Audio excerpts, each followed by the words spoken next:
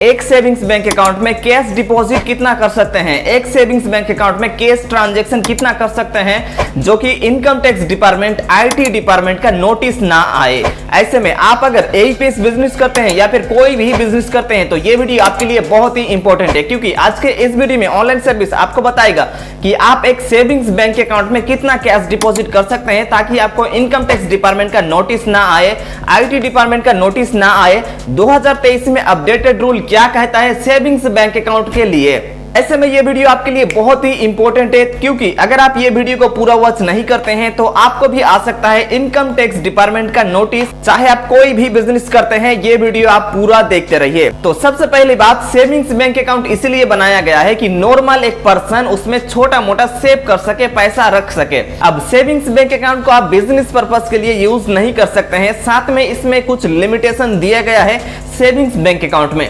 जैसे कि एक सेविंग्स बैंक अकाउंट में, मतलब एक पर्सन का सेविंग्स बैंक अकाउंट में, एक इंसान का सेविंग्स बैंक अकाउंट में एक फाइनेंशियल ईयर में आप कैश डिपॉजिट, पैसा डिपॉजिट बस 10 लाख ही कर सकते हैं। 10 लाख रुपीस ही आप कैश डिपॉजिट कर सकते हैं एक सेविंग्स बैंक अकाउंट में।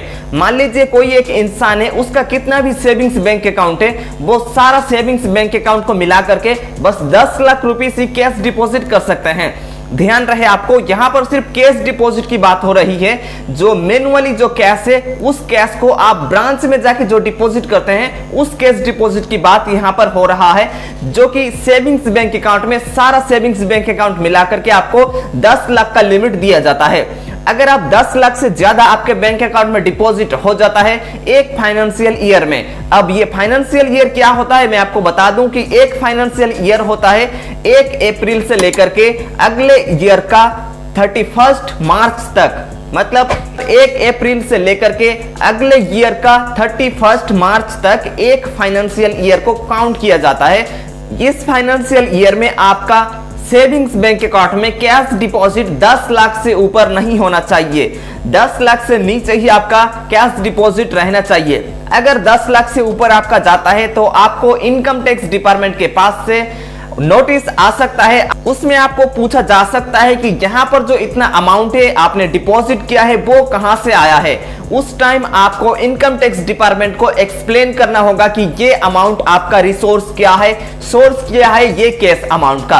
अब यहाँ पर डरने वाली बात नहीं है, क्योंकि इनकम टैक्स डिपार्टमेंट और इंडियन गवर्नमेंट बस यही चाहते हैं कि जो ब्लैक मनी है उसको व्हाइट ना किया जाए। मतलब जो ब्लैक मनीज होते हैं वो इस टाइप से डिपॉजिट करके व्हाइट हो जाता है बिना टैक्सेस पे किए हुए। इसलिए सेविंग्स बैंक अकाउंट में 10 लाख रुपीस ही आप कैश डिपॉजिट कर सकते हैं। ध्यान रहे यहाँ पर सिर्फ कैश ट्रांजैक्शन की हो रही है। कैश ट्रांजैक्शन मतलब जो पैसा आप जमा करेंगे मैनुअली, उस ट्रांजैक्शन की बात हो रही है। यहाँ पर online transaction, UPI, IMPS, RTG, NEFT ये सब की बात नहीं हो रही है, सिर्फ कैश ट्रांजैक्शन की हो रही है। तो यहाँ पर अगर आपका 10 लाख से ऊपर जाता है तो आपको इनकम टैक्स डिपार्टमेंट की ओर से पूछा जाएगा कि ये 10 लाख का जो अमाउंट है ये कहां से आपके पास आया था, आपका रिसोर्स क्या है। बस इनकम टैक्स डिपार्टमेंट का यही मोटिव है, यहाँ पर जो ब्लैक मनी को यहाँ पर व्हाइट ना किया जाए बिना टैक्सेस पे किए हुए, बस यही मोटिव है। अब ऐसा नहीं है कि यहाँ पर बस 10 लाख जो डिपॉजिट होंगे उसी को ही काउंट किए जाएंगे एक साथ, ऐसा नहीं है। आप 5,000 करके डिपॉजिट कर सकते हैं, 10,000 करके डिपॉजिट कर सकते हैं, 50,000, 1 लाख, 2 लाख करके डिपॉजिट कर सकते हैं। पूरा मिलाकर के देखा जाएगा कि आपके जो सेविंग्स बैंक अकाउंट में 10 लाख से ऊपर कैश डिपॉजिट नहीं होना चाहिए।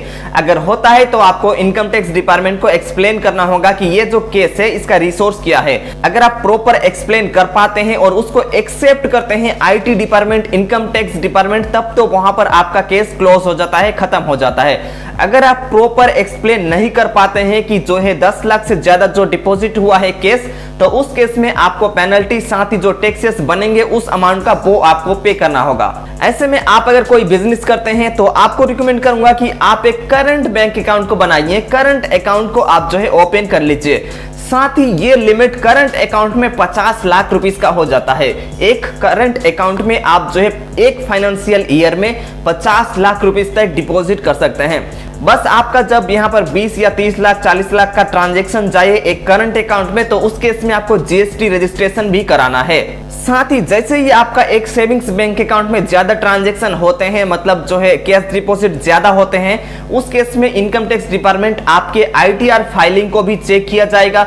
अगर आपका आईटीआर फाइलिंग आपके बैंक अकाउंट के साथ मैच करता है तो ऐसे में भी आपको कोई घबराने वाली बात नहीं है। बस इनकम टैक्स डिपार्टमेंट का ये मोटिव है कि आप जितना इनकम कर रहे हैं वो चीज इनकम टैक्स डिपार्टमेंट को भी बताएं आपकी इतना इनकम हो रहा है। और अगर उसमें टैक्सेस बन रहे हैं, अगर आप 2.5-3 लाख 4 लाख 5 लाख इनकम करते हैं तो उसमें जो टैक्सेस बनते हैं इनकम टैक्स डिपार्टमेंट के अकॉर्डिंग उसको आप पे कर दीजिए। बस यही चीज यहाँ पर बताया गया है। मुझे नहीं लगता है कि इनकम टैक्स डिपार्टमेंट का टैक्स पे के स्लैब में कोई भी यहाँ पर जो है आएगा, छोटे मोटे बिजनेस जो एईपीएस करते हैं। तो यहाँ पर आप आईटीआर फिल भी कर सकते हैं, उसमें आपका जितना भी रिफंड रहेगा वो आपका उल्टा आ जाएगा। तो समझ आइए, आप अगर बिजनेस करते हैं तो एक करंट बैंक अकाउंट को, नॉर्मल सा अकाउंट को ओपन कर लीजिए और यहाँ पर जो है सेविंग्स बैंक अकाउंट में 10 लाख से ऊपर कैश ट्रांजैक्शन, कैश डिपॉजिट एक फाइनेंशियल ईयर में मत कीजिए। ऐसे में आपको दिक्कत हो सकती है।